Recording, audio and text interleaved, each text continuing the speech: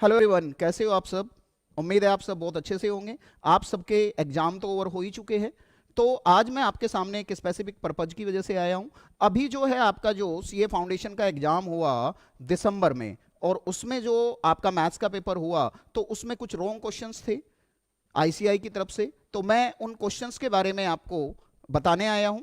तो देखिए मैं आपको बताता हूं। जो एग्जाम के बाद पेपर सर्कुलेट हुआ बाहर, किसी ने ये डाला, तो उसके उसी की वजह से हम सब लोगों को ये पता भी लगा कि जी ये क्वेश्चंस रॉन्ग आए हैं। हालांकि मुझे कुछ स्टूडेंट्स ने काफ़ी सारे क्वेश्चन सेंड भी किए थे, उसके बेस पे मैं ऑलरेडी सॉल्यूशन डाल चुका हूं। बट आज जरा मैं बताता हूं। ये क्वेश्चन नंबर 27 था, जो कि नॉर्मल डिस्ट्रीब्यूशन का क्वेश्चन था, और इसका आंसर एक्चुअल में 0.5 होना चाहिए था, लेकिन 0.5 इसमें किसी भी ऑप्शन में नहीं है। तो फिर आईसीआई से मैं रिक्वेस्ट करूंगा कि इसको कंसीडर करे और बच्चे को इस क्वेश्चन में एक ग्रेस मार्क्स दिया जाए। इसके बाद में जो हमारे पास नेक्स्ट क्वेश्चन था वो था हमारा क्वेश्चन नंबर 52। क्वेश्चन नंबर 52 पे लेके चलता हूं जी मैं आपको। क्वेश्चन नंबर 52 देखिए जी। क्वेश्चन नंबर 52 हमारा मीडियन के ऊपर क्वेश्चन था। आपको इसमें देखिए यहां पे 19 और 66 के बीच में पॉइंट नजर आ रहा है 19.66।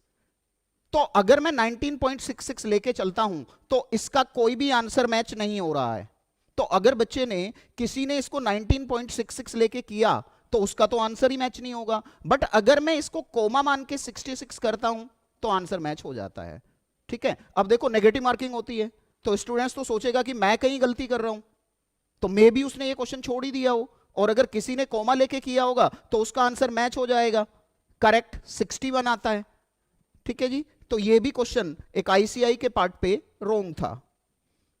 अब इसके बाद में मैं लेके चलता हूं, आपके पास एक क्वेश्चन था 69 number.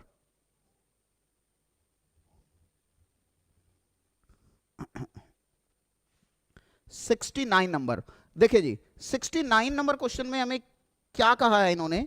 ओगीव curve can not be use to determine.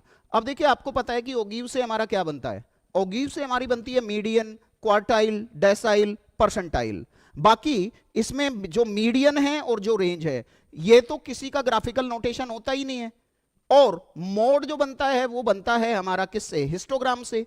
तो स्टूडेंट्स के दिमाग में तो एकदम से बात आएगी कि यार ये तीनों ही नहीं बनते हैं, ना मीन बनता है, ना मोड बनता है, ना रेंज बनता है। अब इसमें कोई ऐसी ऑप्शन तो दी नहीं है कि आपको बोल दे कि जी ए सी एंड डी, ऐसा तो दिया नहीं है। अब करेक्ट आंसर तीन तीन तो हो नहीं सकते हैं, तो स्टूडेंट क्या करेगा।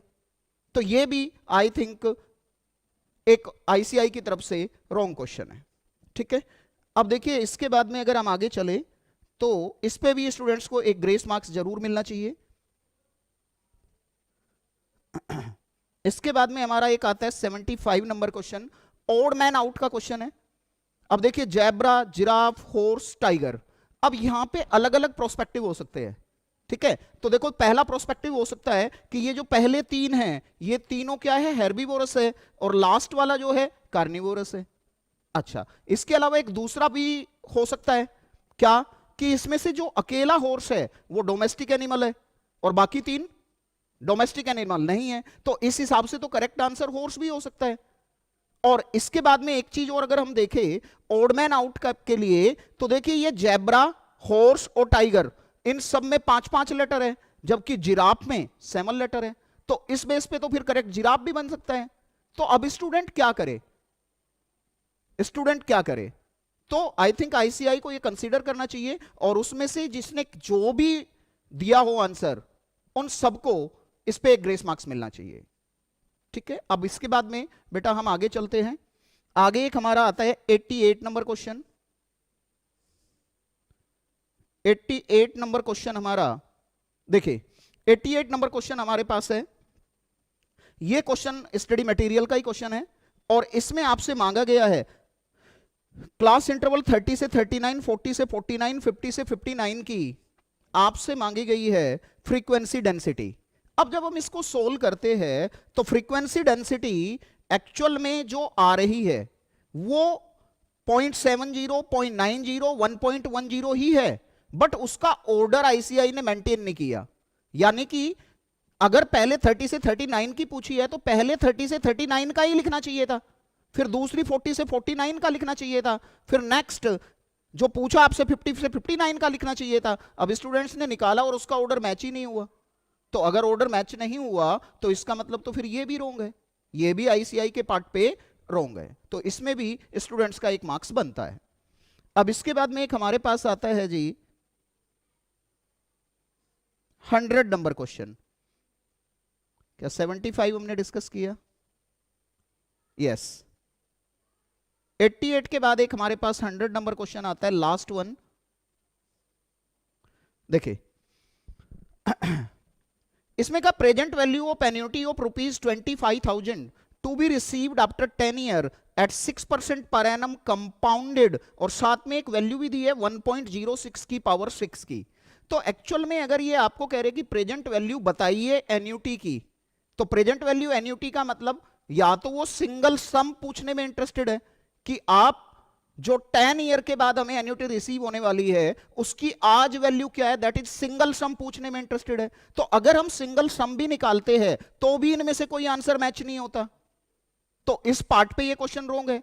बट अगर हम यहां से ये एन्युटी वर्ड हटा दे और इसमें कंपाउंड इंटरेस्ट की प्रेजेंट वैल्यू निकाले तो फिर इसमें एक आंसर मैच हो जाता है आपका 13,960 वाला। तो लेकिन उन्होंने तो कंपाउंड इंटरेस्ट बोला ही नहीं, उन्होंने तो एन्युटी बोला है, तो दैट मीन्स ये क्वेश्चन भी रॉन्ग हो जाता है, ये क्वेश्चन भी रॉन्ग हो जाता है। तो मुझे कुछ ऐसा लगता है कि यहां पे इन्होंने क्या किया है कि दो क्वेश्चन की मिक्सिंग हो गई है गलती से। आफ्टर ऑल बेटा ह्यूमन एरर है, कोई भी कर सकता है, तो एरर हो गई है उनके पार्ट पे। अब देखिए लेकिन स्टूडेंट्स तो इसके लिए नहीं भुगतना चाहिए ना, स्टूडेंट्स को तो मार्क्स मिलना ही चाहिए। तो यहां पे इन्होंने 1.06 की पावर 6 की वैल्यू दी है और ऊपर 10 ईयर बोला है, दैट मीन्स क्वेश्चन इटसेल्फ कहीं ना कहीं गलती से दो क्वेश्चन का मिक्सिंग हो गया है। तो इस पार्ट पे ये क्वेश्चन भी रॉन्ग बन जाता है। साथ में जैसे अभी हमने वो ओगी वाला क्वेश्चन बताया, उसमें भी शायद वो नोट गलती से आ गया है, तो वहां पे नोट अगर ना होता तो मीडियन आंसर एग्जैक्टली हो जाता। तो टोटल अगर हम देखें तो 6 क्वेश्चंस बेटा यहां पे क्लियरली या तो गलत है या एम्बिग्यूअस क्वेश्चन है, यानी कि जिसके आंसर एक से ज्यादा तरीके से दिए जा सकते हैं। ठीक है, अब आईसीआई किसको करेक्ट मानेगा ये तो लेटर ऑन बात है। तो now I request to ICI कि वो बच्चों के इस कंसर्न को समझे और उससे ग्रेस मार्क्स, चाहे किसी बच्चे ने वो क्वेश्चन अटेम्प्ट किया है चाहे नहीं अटेम्प्ट किया है, सभी बच्चों को ग्रेस मार्क्स प्रोवाइड किए जाए। It's my humble request to ICI. साथ में बेटा मैं आपको बताता हूं कि इसके लिए आपको आईसीआई को बताने के लिए आप क्या कर सकते हो।